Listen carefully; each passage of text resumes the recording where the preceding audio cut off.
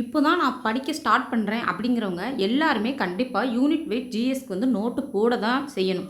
ஏற்கனவே நம்ம வீடியோலேயே நம்ம சொல்லியிருப்போம். கண்டிப்பாக என்னோட சக்ஸஸ்க்கு காரணம் என் கையில் இருந்த நோட்டு மட்டும்தான். இப்போ நோட்டுனா நம்ம வந்து ஐஎன்எம்ல எத்தனை பாடம் படிக்க போகிறோம் அப்படின்னா தெளிவாக நம்ம தரவாக படிக்க வேண்டியது 10 பாடங்கள் தான். டோட்டல் வந்து எத்தனை பாடம் அப்படின்னா 16 பாடங்கள். இந்த 16 பாடங்களையும் நம்ம ஒரு நோட்டு வச்சு தெளிவாக எழுதிட்டோம் அப்படின்னா எப்போ நீங்கள் வந்து ஒரு சப்ஜெக்ட் வந்து படிக்கும்போது அந்த சப்ஜெக்டை ஃபஸ்ட்டு தெளிவாக படிச்சிருங்க. அந்த சப்ஜெக்ட் இப்போ ஐஎன்எம்மா ஒரு யூனிட் எடுக்கிறீங்கன்னா ஒரு 10 நாள் 15 நாள் டைம் போடுங்க. போட்டு ஒரு நாளைக்கு ஒரு லெசன் வந்து எடுத்துக்கோங்க. 16 பாடங்கள் இருக்குது. அழகாக ஒரு யூனிட் முடிக்கலாம். இந்த குரூப் 4 எக்ஸாமில் கண்டிப்பாக உங்களால் பாஸ் பண்ண முடியும். ஐஎன்எம்ல இருக்கிற கேள்விகள் எல்லாம் எதிர்கொள்ள முடியும். கண்டிப்பாக நீங்கள் ஏன் பயப்படுறீங்க அப்படிங்கிறது எனக்கு தெரியல. நிறைய பேர் என்ன கேட்குறீங்க அப்படின்னா ஐஎன்எம் வந்து எப்படி படிக்கிறது, யூனிட் எங்கேருந்து ஸ்டார்ட் பண்ணுறது, எதுவுமே தெரில அப்படிங்கிற மாதிரி கேட்குறீங்க. ஃபஸ்ட்டு நீங்கள் வந்து எந்த லெவலில் இருக்கீங்க அப்படிங்கிறத நீங்கள் புரிஞ்சுக்கோங்க. ஏன்னா ஒரே மாதிரி வந்து எல்லாரும் வந்து மைண்ட் செட்டில் இருப்பாங்க அப்படின்னு சொல்ல முடியாது. ஒவ்வொருத்தருக்கும் எவ்வளோ பிடிக்கும். நான் வந்து சிலபஸ் வைஸ் படிக்கிறேன் அப்படிங்கிற மாதிரி இருப்பீங்க. இப்போ சிலபஸ் வைஸ் படிக்கிறேன் அப்படிங்கிறவங்க எப்படி படிக்கணும் அப்படின்னா இந்த சிலபஸ் வைஸ் தான் நான் இந்த வீடியோவில் சொல்ல போகிறேன். இல்லை அதாவது சிலபஸ் வைஸ்னால் எப்படி இருக்கும் அப்படின்னா இப்போ தேசிய மறுமலர்ச்சினா எந்தெந்த லெசன்ஸ் எல்லாம் அது வந்து கவர் ஆகுது அப்படிங்கிற மாதிரி இருக்கும். இல்லை நான் லெசன் வைஸ் படிக்கிறேன் அப்படின்னா எப்படின்னா டென்த்தில் இருக்கக்கூடிய 6 லெசன் தாங்க ஐஎன்எம் அதை படிச்சிட்டிங்க அப்படின்னா ஹையர் ஸ்டாண்டர்டில் 12th இருக்கும், 11th ஒரு 3 லெசன் இருக்கும். அது வந்து இங்கே ரிலேட்டடான கண்டென்ட் மட்டும்தான் அங்கே இருக்கும். நீங்கள் வந்து எக்ஸ்ட்ரா ஆட் பண்ணுற மாதிரி இருக்கும். அவ்வளோதான். ஐஎன்எம்ல நீங்கள் படிக்கக்கூடியது எனக்கு தெரிஞ்சு சொன்னால் இந்த 6 லெசன் தெளிவாக இருந்தீங்க அப்படின்னா ஐஎன்எம்ல இருந்து வர்ற கொஸ்டினை வந்து நம்ம வந்து என்ன பண்ணிடலாம், கண்டிப்பாக ஃபுல் மார்க் வந்து வாங்கிடலாம். எலிமினேஷன் தாங்க. ஆப்ஷன் 4 ஆப்ஷன் இருக்க போது. ஸோ அதில் நீங்கள் எலிமினேட் பண்ண போறீங்க. இவ்வளோ படிச்சுட்டு உங்களால் எலிமினேட் பண்ண தெரியாதா? அவ்வளோதாங்க. யாரும் பயப்படாதீங்க. நம்ம சேனலை தொடர்ந்து ஃபாலோ பண்ணுங்கள். ஈஸியாக எப்படி படிக்கிறது அப்படிங்கிறது உங்களுக்கு நான் அடுத்தடுத்து சொல்லிட்டே இருப்பேன். எந்த இன்ஸ்டியூட் போகணும் அப்படிங்கிறது அவசியம் இல்லை. வீட்டில் இருந்து நம்மளால் கண்டிப்பாக பாஸ் பண்ண முடியுங்க இப்படி படிச்சிங்கன்னா. இப்போ ஓகேவா? இப்போ எல்லாரும் நோட்டு போட்டுக்கோங்க. நோட்டு போட்டு கண்டிப்பாக வந்து நோட்டில் வந்து நல்ல இடம் விட்டு விட்டு எழுதுங்க. நம்ம நோட்டு என்னோட நோட்டை வந்து அடுத்த வீடியோவில் வந்து உங்களுக்கு வந்து நான் காமிப்பேன். அடுத்த வீடியோவில் கண்டிப்பாக நான் இப்படி தான் நோட்ஸ் எடுக்கணும் அப்படின்னு உங்களுக்கு சொல்கிறேன். ஃபஸ்ட்டு பேஜில் தேசிய மறுமலர்ச்சின்னு போட்டுக்கோங்க. போட்டுட்டு 19ஆம் நூற்றாண்டு சமூக சமய சீர்திருத்த இயக்கணும் 10th இருக்கும் ஒரு லெசன். அந்த லெசனை அப்படியே தெளிவாக அப்படியே அழகாக பாயிண்டாக கொடுத்து எழுதுங்க. ஏன்னா அது வந்து ரொம்ப ரொம்ப முக்கியமான லெசன். நம்மளுக்கு யூனிட் 8லேயும் கவர் ஆகும். இந்த யூனிட் 7 அப்படின்னு சொல்லக்கூடிய ஐஎன்எம்லையும் வந்து கவர் ஆகக்கூடிய ஒரு பாடம். கண்டிப்பாக கொஸ்டின் இல்லாமல் இருக்காது. அதில் என்ன பாருங்கள், தேசிய மறுமலர்ச்சி அப்படின்னா நம்ம தேசம் வந்து முன்னாடி வந்து மூட நம்பிக்கைகளுக்கு மக்கள்லாம் ஆட்பட்டு இருந்தாங்க. அதில் இருந்து அவங்க வெளியே கொண்டு வர்றதுக்கு நம்ம தலைவர்கள் வந்து என்னென்ன பாடுபட்டாங்க அப்படிங்கிறத அந்த தேசிய மறுமலர்ச்சியில் கொடுத்துருப்பாங்க. நம்ம ராஜாராம் மோகன் ராய் நம்ம வந்து ஸ்கூலில் வந்து எல்லாருமே படிச்சிருப்போம். அந்த பேரெல்லாம் புதுசு கிடையாது. ஆல்ரெடி நம்ம படித்ததை நம்ம தெளிவாக படிக்க போகிறோம். ராஜாராம் மோகன் ராய், இந்த பிரம்ம சமாஜம்னு ஒரு இயக்கம் வந்திருக்கும். பிரார்த்தனா சமாஜம், ஆரிய சமாஜம், வள்ளலார், அயோத்திதாச பண்டிதர், இந்த ஜோதிபா பூலே அப்படிங்கிறவங்க ஒடுக்கப்பட்ட மக்களுக்கு, இந்த மாதிரி ஒவ்வொரு தலைவர்களும் ஒன்று பண்ணியிருப்பாங்க. அதெல்லாம் இந்த தேசிய மறுமலர்ச்சி அப்படிங்கிற டாப்பிக்கு கீழே வருங்க. இந்த பாடம் தெளிவாக அந்த ஃபஸ்ட்டு 10th இருக்கிற பாடம் ஃபஸ்ட்டு படிச்சுட்டு அதுக்கப்புறம் 11th இருக்கிற நவீனத்தை நோக்கி அப்படின்னு ஒரு பாடம் இருக்கும். அதில் இதே கண்டென்ட் தாங்க இருக்கும். சேம் கண்டென்ட் இருக்கும். கொஞ்சம் டேட்டா வந்து எக்ஸ்ட்ரா இருக்குங்க. நீங்கள் வந்து ஹையர் ஸ்டாண்டர்ட் போகும்போது எல்லாத்தையும் உட்காந்து படிக்கணும்னு நினைக்கக்கூடாது. 10th எல்லாத்தையும் ஒன்ஸ் வந்து ரீட் பண்ணிக்கோங்க. ஏன்னா கூட்டு ஸ்டேட்மெண்ட்டாக வச்சாலும் நமக்கு வந்து கண்டுபிடிக்க தெரியணுங்கிறதுக்காக 10th இருக்கிறத எல்லாத்தையும் ஒன்ஸ் ரீட் பண்ணி விட்டுட்டு தேவையான பாயிண்ட்டை வந்து நோட்ஸில் எழுதிக்கங்க. ஆனால் 11th போகும்போது நச்சுன்னு நம்மளுக்கு தேவையான 10 பாயிண்ட் 20 பாயிண்ட். ஏன்னா 10th ஹையர் ஸ்டாண்டர்ட் போகும்போது நம்மளுக்கு ரொம்ப டெப்த்தாக கொஸ்டின் கேட்குறது இல்லை. இந்த குரூப் 4 கேட்ட கொஸ்டின் கூட பேசிக் கொஸ்டின்ஸ் தாங்க. ஓகேவா? அப்போ 11th போயிட்டு நான் வந்து என்னோட நோட்டில் எழுதி வச்சுருக்கேன். நான் வந்து அது எப்படிங்கிறத உங்களுக்கு அடுத்த வீடியோவில் காமிக்கிறேன். இப்போ வந்து நோட்டை வாங்கிக்கிறீங்க. நோட்டை வாங்கிட்டு தேசிய மறுமலர்ச்சி அப்படின்னு சொல்லிட்டு டாபிக் எழுதிக்கிறீங்க. எழுதிட்டு 19ஆம் நூற்றாண்டும் இந்த நவீனத்தை நோக்கி அப்படிங்கிற 2 பாடத்தை மட்டும் தெளிவாக வந்து நோட்ஸ் எடுத்துருங்க. ஃபஸ்ட்டு படிங்க. ஃபஸ்ட்டு படிச்சுட்டு அதுக்கப்புறம் நோட்ஸ் எடுங்க. ஏன்னா இப்போ வந்து நீங்கள் வந்து 10th ஸ்டாண்டர்டு 6 லெசன் படிச்சுட்டு அதுக்கப்புறம் நான் ஹையர் ஸ்டாண்டர்ட் போடுறேன்னு விரும்புகிறவங்க அப்படியும் படிக்கலாம். அதனால் ஒன்றும் தப்பு இல்லை. நான் வந்து படிக்க ஆரம்பிக்கும் போது அப்படி தான் படித்தேன். 10th தெளிவாயிட்டு அதுக்கப்புறம் தான் ஒவ்வொரு டெஸ்ட்டாக போடும்போது நம்மளுக்கு எங்கே மார்க் வந்து கம்மியாகுது, இந்த கொஸ்டின் எங்கேருந்து வருது அப்படிங்கிறத பார்த்தப்போ தான் ஹையர் ஸ்டாண்டர்ட்லேருந்து எடுக்கிறாங்க அப்படிங்கிறது தெரிய ஆரம்பித்தது அப்புறம் தான். அதுக்கப்புறம் நான் ஹையர் ஸ்டாண்டர்ட் போய் ஐஎன்எம்ல 2 நோட்டு வச்சுருப்பேன். இந்த நோட்டு எழுதிட்டு அது போக நான் எப்படி படித்தாலும் ஒன்று தாங்க. நம்ம தானே படிக்க போகிறோம். இங்கே இருக்கிற டேட்டாவை இன்னொரு பக்கத்தில் எழுதி வச்சு படிக்க போகிறோம். ஓகேவா? இப்போ நான் வந்து உங்களுக்கு அப்படி மிஸ் ஆகாமல் இருக்கிற ஒரே இடத்துலேயே படிச்சிட்டிங்கன்னா உங்களுக்கு வேலை முடிஞ்சில. ஒரே மொத்தமாக படிக்க போகிறது 16 பாடம். அதில் 10 பாடம் தெளிவாக படிக்க போகிறோம். 6 பாடம் தான் 10th இருக்கிறது. அட்ட டு அட்ட படிக்க போகிறோம். ரிமைனிங் இருக்கிற லெசன்ஸ்னால் நம்மளுக்கு தேவையான இம்பார்ட்டன்ட் பாயிண்ட் மட்டும் எடுத்து படித்தா போதும். எல்லாத்தையும் நீங்கள் இன்றைக்கி படிக்கலாம். ஆனால் எக்ஸாம் அன்றைக்கி மைண்டில் இருக்காது. நம்ம படிக்க போகிறது கொஞ்சம் கிடையாது. தமிழ் படிக்கணும், மேக்ஸ் படிக்கணும், பாலிட்டி, ஐஎன்எம், எக்கனாமிக் ஒவ்வொன்றுமே படிக்க போகிறோம். அப்போ அதில் இருக்க சிறந்த கண்டென்ட்களை தேர்ந்தெடுத்து நம்ம என்ன பண்ணணும்னு வச்சுக்கணும். ஏன்னா நீங்கள் இன்றைக்கி எழுதி கூட வைங்க நோட்டில் ஒன்றும் பிரச்சனை இல்லை. ஆனால் படிக்கிறது திரும்ப இம்பார்ட்டன்ட் கண்டென்ட்டை மட்டும் திரும்ப பார்த்துட்டே இருக்கணும். ஓகேவா? அதுக்கு தான் வந்து சொல்ல வரேன். இப்போ தேசிய மறுமலர்ச்சி அப்படிங்கிற ஒரு டாபிக் வந்து முடிஞ்சா, இப்போ இந்த 2 பாடம், அதுக்கப்புறம் எத்திக்ஸில் இந்த பாடம் கவர் ஆகும். அதிலிருந்து ஒரு 10 டேட்டா எடுத்தால் போதும். ஒரு 5 பாயிண்ட் கூட போதும்னு வைங்களேன். அந்தளவுக்கு தான். ஏன்னா அங்கே பார்த்தாவே வந்து உங்களுக்கு தெரியும் நிறைய கண்டென்ட் இருக்கும். எவ்வளவு படித்தா மண்டை பிஞ்சிருங்க. நீங்கள் நல்லா புரிஞ்சுக்குங்க. எனக்கு வந்து ஃபஸ்ட்டு நான் 10th படிக்கிறேன், படிச்சுட்டு அதுக்கப்புறம் ஹையர் ஸ்டாண்டர்ட் போகிறேங்கிறவங்க பயம் இல்லாதவங்க போங்க. அப்படி இல்லை அப்படிங்கிறவங்க 10th இருக்கிறத மட்டும் ஃபஸ்ட்டு படிங்க. ஏன்னா 10th தான் வந்து நம்மளுக்கு அதிகமான மார்க் வரக்கூடியது. 10th மட்டும் படிங்க. படிச்சுட்டு அதுக்கப்புறம் கூட 11th போய் எடுத்துக்கலாம். ஒன்றும் அவசரம் இல்லை. நம்ம தான் வந்து படிக்க போகிறோம். ஃபஸ்ட்டே போயிட்டு இங்கே இவ்வளோ இருக்குது, அங்கே அவ்வளோ இருக்குன்னு தயவு செஞ்சு குழப்பிக்கிட்டு இருக்க வேண்டாம். 2 ஆப்ஷன் இருக்குது. 10th படிச்சுட்டு அதுக்கப்புறம் போகிறவங்க, தெளிவாயிட்டு போகிறவங்க போங்க. இல்லை நான் ஒரே இடத்துல முடிச்சிடறேன் சிலபஸ் வைஸ் அப்படிங்கிறவங்க இந்த 2 பாடம் ப்ளஸ் எத்திக்ஸ் கூட கடைசியாக பார்த்துக்கிறோம். தயவு செஞ்சு இப்போதைக்கு குழப்பாதீங்க. எத்திக்ஸில் இருந்தால் அவ்வளோவா இம்பார்ட்டன்ட் கிடையாது. இப்போ வந்து டிஎன்பிஎஸ் வந்து இப்போ கொஞ்சம் காம்படிஷனுக்கு தகுந்த மாதிரி ஹையர் ஸ்டாண்டர்ட் போகிறதுனால நான் சொல்கிறேன். இந்த பாடத்தையும் முடியும் அப்படிங்கிறவங்க நவீனத்தை நோக்கியில் எடுங்க. இதில் ஃபுல் டேட்டாலாம் எடுக்காதீங்க. அதே கண்டென்ட் தாங்க இருக்கும். புதுசாலாம் படிக்க போகிறல நீங்கள் போய் படித்து பாருங்கள். உங்களுக்கே வந்து புரியும். ஓகேவா? அதுக்கடுத்து ஆங்கிலேயருக்கு எதிரான தொடக்க கால கிளர்ச்சிகள் அப்படின்னு சொல்லிட்டு சிலபஸில் இருக்கிறது தாங்க நான் அப்படியே எழுதியிருக்கேன். இதெல்லாம் சிலபஸ் டாபிக் தான். அதில் வந்து 10th ஃபஸ்ட்டு என்ன இருக்கும், ஆங்கிலேய ஆட்சிக்கு எதிராக தமிழகத்தில் நடந்த தொடக்க கால கிளர்ச்சிகள்னு சொல்லிட்டு ஒரு பாடம் இருக்குங்க. அந்த பாடத்தில் படிச்சிட்டிங்கன்னா இந்த சிலபஸில் 2ஆவதாக இருக்கக்கூடிய லைனுக்கும் இதில் நம்மளுக்கு வந்து விடை தெரிஞ்சிருங்க. எப்படியெல்லாம் ஆங்கிலேயர் தமிழகத்தில் என்னென்ன மாதிரிலாம் வந்து எதிர்த்தாங்க, யார் நம்மளுக்கே தெரியும். பூலித்தேவர், வீரபாண்டிய கட்டபொம்மன், வேலு நாச்சியார், மருது சகோதரர்கள், இவங்களெல்லாம் என்ன பண்ணியிருப்பாங்க, ஆங்கிலேயருக்கு எதிராக கிளர்ச்சி பண்ணியிருப்பாங்க இல்லையா, அதை வந்து அந்த பாடத்தில் கொடுத்துருப்பாங்க. அதை படிச்சுட்டு அதுக்கப்புறம் 10th காலனி ஆதிக்கத்துக்கு எதிரான இயக்கங்களும் தேசியத்தின் தோற்றமும் ஒரு பாடம் இருக்கும். இது 2 10th பாடம் தாங்க. இந்த பாடத்துகளுக்கு என்ன செய்யுங்க, முக்கியத்துவம் கொடுத்து படிங்க. இது 2. அதுக்கடுத்து 8th மக்களின் புரட்சி. இந்த பாடமும் இந்த ஆங்கிலேய ஆட்சிக்கு எதிரான தொடக்க கால கிளர்ச்சி இருக்கா, அதே தாங்க திரும்ப ரிப்பீட்டாக மக்களின் புரட்சி அப்படிங்கிற அங்கே வந்து இருக்க போகுது 8th. ஓகேவா? திரும்ப 11th ஆங்கிலேய ஆட்சிக்கு எதிரான தொடக்க கால கிளர்ச்சி. இங்கேருந்து இங்கே ஒரு லைன் போட்டிருக்கேன் பாருங்க. 2ம் சேம் லெசன் தாங்க. அங்கே இருக்கிற அதே கதை இங்கே இருக்கும். எப்படி தேசிய மறுமலர்ச்சியில் இருந்துச்சோ அதே மாதிரி இங்கே இருக்கும். இந்த பாடம் படிச்சுட்டு டேரெக்டாக நீங்கள் இந்த பாடம் ரீட் பண்ணாலும் சரி, இல்லை இந்த பாடம் படித்தா கூட போதுங்க. 10th தெளிவாக படிச்சுட்டு இந்த 11th ஒரு எக்ஸ்ட்ரா கொஞ்சம் பாயிண்ட் மட்டும் பார்த்தீங்கன்னாவே போதும். சேம் கண்டென்ட் தான் இருக்க போகுது. அதுக்கடுத்து 11th ஆங்கிலேய ஆட்சியின் விளைவுகள் அப்படின்னு சொல்லிட்டு ஒரு பாடம் இருக்கும். இந்த பாடத்தில் தான் ஆங்கிலேயர்கள் ஃபஸ்ட்டு எப்படி வந்தாங்க, உள்ள ஃபஸ்ட்டு என்ட்ரன்ஸ் வந்தது, அந்த அந்த கோட்டைகள் சம்மந்தப்பட்டது எல்லாமே வந்து இந்த படத்தில் இருக்கும். ஸோ இந்த படத்தையும் வந்து இந்த ஆங்கிலேய ஆட்சிக்கு தொடக்க கால கிளர்ச்சி அப்படிங்கிற டைட்டிலுக்கு கீழே எப்படி டைட்டிலுக்கு வந்து ஒரு பேஜ் விட்டுருங்க போட்டுட்டு அதே மாதிரி இந்த இடத்துலையுமே இந்த 2 பாடம் படிச்சுட்டு 2 பேஜ் விட்டுருங்க. நம்ம டெஸ்ட்டு போடும்போது அடுத்தடுத்து நம்ம வந்து பாயிண்ட்ஸ் வந்து எழுத வேண்டியது இருக்கும். ஸோ அப்போ வந்து ஆட் பண்ணிக்கலாம். ப்ளஸ் எத்திக்ஸில் இருந்து பாயிண்ட் முக்கியமானது தேவைப்பட்டால் கூட என்ன பண்ணிக்கலாம், நம்ம வந்து ஆட் பண்ணிக்கலாம். ஓகேவா? இப்போ இந்த ஆங்கிலேயருக்கு எதிரான தொடக்க கால கிளர்ச்சிங்கிற டைட்டிலுக்கு கீழே எத்தனை பாடம் படிக்க போகிறீங்க? இந்த 1 2 3 4 5 பாடங்கள் படிக்க போகிறீங்க. இதில் நீங்கள் முக்கியத்துவம் கொடுத்து படிக்கக்கூடிய பாடங்கள் இந்த பாடம் 1 ஆங்கிலேய ஆட்சி. இது ரொம்ப இம்பார்ட்டன்ட். இதுவும் ரொம்ப இம்பார்ட்டன்ட். இது சேம் கண்டென்ட் தான். இதை பாடம் லிஸ்ட்டில் எடுக்க முடியாது. அதில் இருக்கக்கூடிய கண்டென்ட் சேம் கண்டென்ட் இருக்கும். ஒரு 2 பாயிண்ட் 3 பாயிண்ட் வந்து எக்ஸ்ட்ரா ஆட் பண்ணுற மாதிரி இந்த பாடத்தில் இருக்கும். ஓகேவா? இது வந்து 11th ஸ்டாண்டர்ட்னால இதை வந்து எப்படி படிக்கணும்னா 10th அளவுக்கு படிக்கக்கூடாது. நம்மளுக்கு தேவையான பாயிண்ட்டை மட்டும் எடுக்கணும். இது வளவலன்னு இருக்கும். நம்மளுக்கு இது எக்ஸாம் பாயிண்ட் ஆஃப் வியூவில் இது வர்றதுக்கு வாய்ப்பு இருக்குது. ஏன்னா இங்கே படிச்சிருப்போம். இங்கே படித்த கண்டென்ட்டோட எக்ஸ்ட்ரா என்ன இருக்குது அப்படிங்கிறத மட்டும்தான் நீங்கள் அங்கே பார்த்து நோட் பண்ணக்கூடிய. ஹையர் ஸ்டாண்டர்டில் வளவலன்னு நோட்ஸ் எடுக்காதீங்க. அதுக்கடுத்து இந்திய தேசிய காங்கிரஸ் தலைவர்கள் உருவாதல்.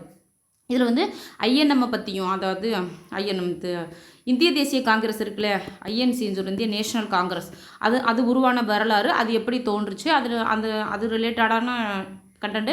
ப்ளஸ் வந்து தலைவர்கள் உருவாதல் அப்படின்னா ஒவ்வொரு தலைவர்களை பற்றியும் நம்ம வந்து தமிழில் கூட இருக்குங்க. தலைவர்கள்னால் முத்துராமலிங்க தேவர் இருக்கார், அவர் இருக்கட்டும், காமராஜர் இருக்கார், அண்ணா இருக்கார். ஸோ தலைவர் உருவாதல் அப்படிங்கிறது நீங்கள் அங்கங்கே கொஞ்சம் கொஞ்சமாகவே படிச்சுட்டு வந்துடுவீங்க. நம்ம வந்து என்ன பண்ணணும், எல்லா படத்தையும் நம்மளுக்கு தேவை என்னது கவர் பண்ணணும். இந்த ஐஎன்எம் படிக்கும்போது யூனிட் 8ல் இருக்கிற லெசன்ஸுமே வந்து நம்மளுக்கு கவர் ஆயிருங்க. 2 யூனிட் வந்து படித்ததுக்கு சமம். இந்த 16 படம் அது எக்ஸ்ட்ரா அந்த படத்தையும் நான் வந்து பின்னாடியே உங்களுக்கு வந்து கொடுத்துட்டேன். நான் வந்து யூனிட் 8, 9 வந்து தனியாக போல் இந்த ஸ்கூல் புக்கில் இருக்கிற இந்த லெசன்ஸை கவர் பண்ணி தான் படித்தேன். அதே மாதிரி நீங்களும் படித்தாலே போதுங்க. வந்து இந்திய தேசிய காங்கிரஸில் பற்றி இந்தியாவில் தேசியத்தின் எழுச்சின்னு ஒரு பாடம் இருக்கும். இந்த பாடத்தில் நிறைய கதைகள்லாம் இருக்குங்க. வளவலன்னு அதெல்லாம் பார்க்காதீங்க.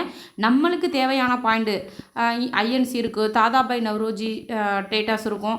அந்த மாதிரி டேட்டாஸை மட்டும் நீங்கள் வந்து தேடி பார்த்தாவே போதும். ஃபஸ்ட்டு வந்து இந்த இங்கிலாந்துக்கு அரிசி ஏற்றிட்டு போடுறது, அந்த பவுண்டு இதெல்லாம் இருக்குங்க. நம்ம டெஸ்ட்டு போடும்போது இதெல்லாம் அப்படியே கூட்டு ஸ்டேட்மெண்ட்டாக எடுத்து வச்சுருப்பாங்க. அதெல்லாம் வந்து பார்த்து பயப்படாதீங்க. அதெல்லாம் நம்மளுக்கு டிஎன்பிஎஸ்சியில் வரப்போகிறது கிடையாது. நம்மளுக்கு தேவையான டேட்டா, கம்மியான டேட்டா எது மைண்டில் ரொம்ப கஷ்டப்பட்டு ஏற்றாதீங்க. எனக்கு மைண்டில் ஏறலை அப்படின்னா தயவு செஞ்சு விட்டுருங்க. எது ஈஸியாக இருக்கோ அதை மட்டும் படித்தாலே போதும். ஏன்னா அப்படி மைண்டை நம்ம தாங்க மாற்றிக்கணும். அதிலேயே நின்றோம்னா கஷ்டமாக இருக்குன்னா கஷ்டமாக தான் இருக்கும். ஏன்னா நம்ம கொஞ்சம் படிக்க போகிறதில்ல, நிறையா படிக்க போகிறதில்ல. ரொம்ப கஷ்டப்பட்டு படிக்காதீங்க. ஈஸியாக படித்து மார்க் ஸ்கோர் பண்ணுறது பாருங்கள். தேசிய காந்திய காலகட்டம் அப்படின்னா இதில் தான் வந்து காந்தி வருவாருங்க. இந்த பாடமும் இதையும் கண்டிப்பாக 2யும் வந்து அட் அ டைமில் படிச்சிருங்க. ஓகேவா? தேசிய காந்திய காலகட்டம், காந்தியடிகள் தேசிய தலைவராக 2லையுமே சேம் டேட்டா அப்படியே இருக்குங்க. அங்கே உள்ள பாடம், இங்கே உள்ள பாடம்.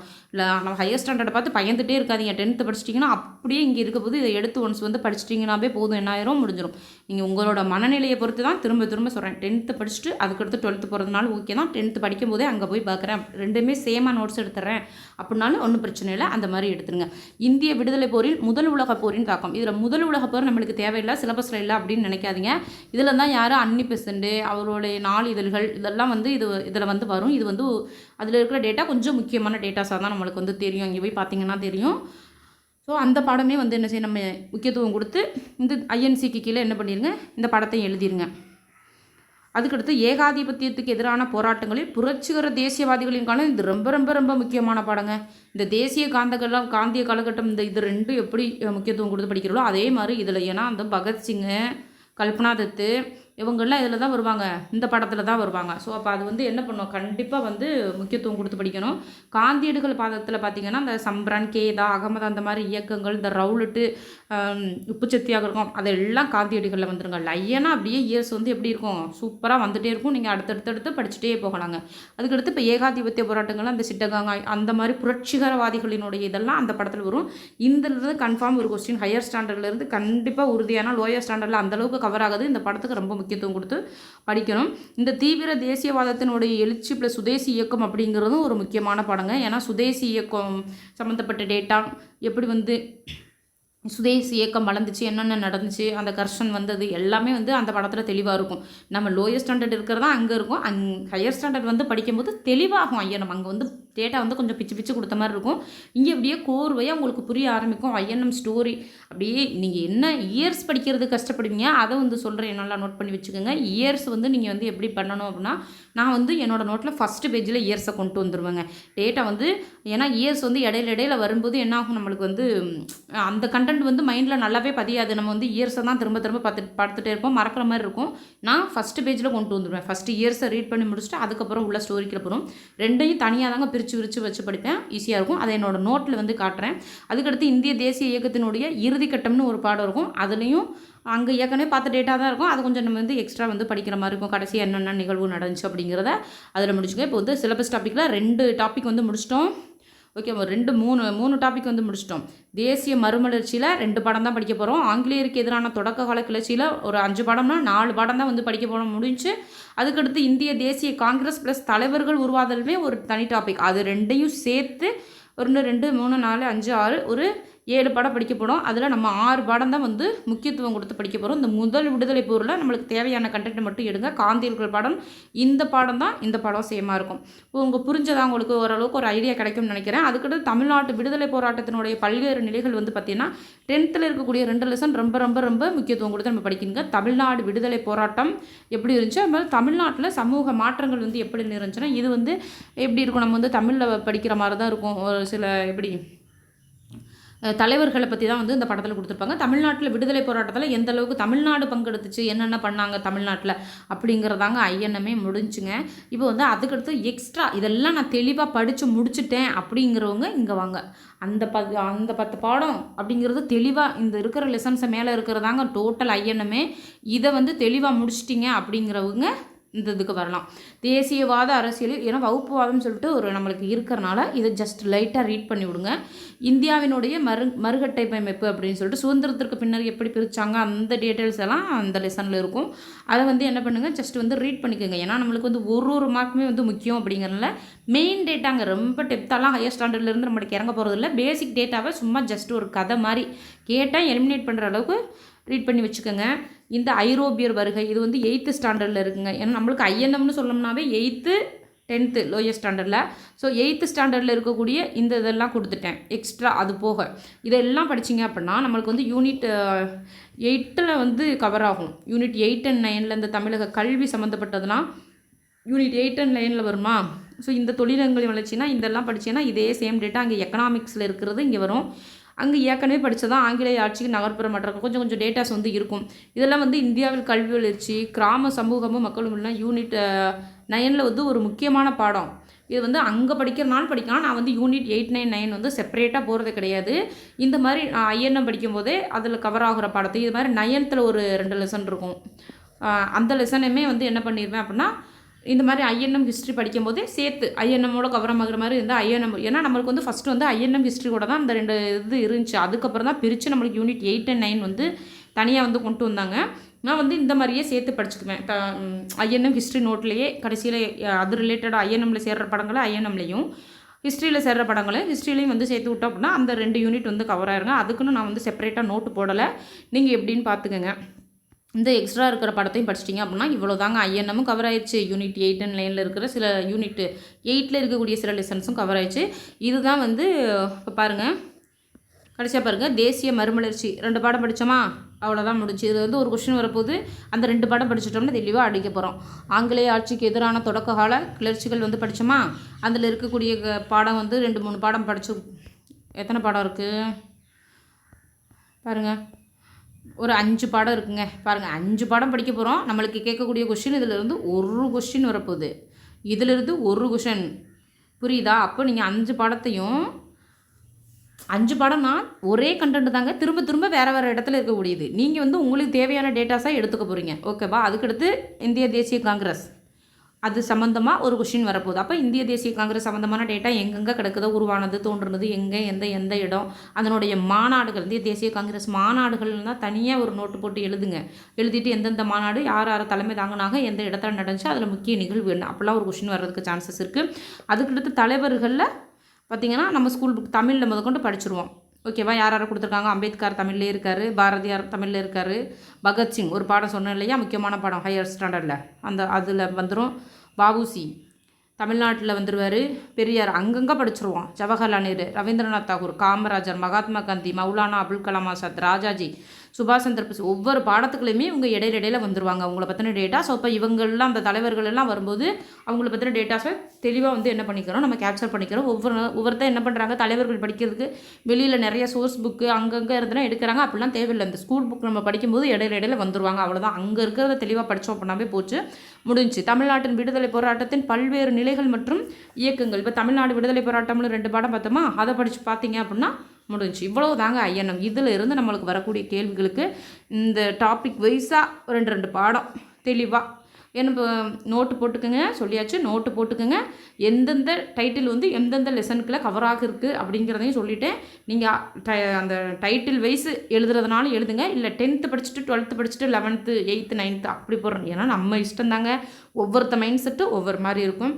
நான் வந்து ஃபஸ்ட்டு படிக்கும்போது 10th படிச்சுட்டு 12th ஸ்டாண்டர்ட் தான் போனேன். படித்து அதுக்கப்புறம் தான் தெரிஞ்சு சிலபஸில் இங்கே இருக்கிறது அங்கே கவர் ஆகுது அப்படின்னு தெரிஞ்சதுக்கப்புறம் சரி இங்கே இருக்கிறது அங்கே இருக்குது அப்படின்னு சொல்லிட்டு போய்ட்டு அதுக்கப்புறம் தனியாக தான் வந்து நோட்ஸ் அதை எடுத்து வச்சேன்.